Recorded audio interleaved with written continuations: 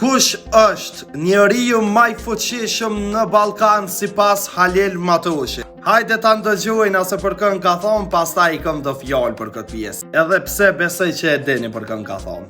Gjithçka e ka aty Putin duhet. Njeri më fuqishëm sot Ballkan nuk ka. Njeri më të fortë politikisht sot. Shikoni në Shqipërinë, në Serbinë, Maqedoninë, në mohon një koalicion jo funksional.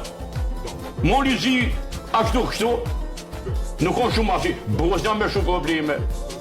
Albini do më honë, është lideri ma i fuqishëm edhe ma sporti i sfidum së në Ballkan. Zgjedhjet ja kanë pranu këtë. Po zgjedh këtë bordet, këtë institucionet e pamborëna me AKI, me ushtri, me prokurori, këtë qelësa. I kondor, a me na qunë zgjedhje, a me na qunë lut, a me në shku poq, a me ble raketa, a me ble F-114. Shpresoj edhe mendoj që gjithë secilit prej juve ka me orë dita me kuptue, sikur Halil Matushi, që lumë shqiptaria që e ka këtë një.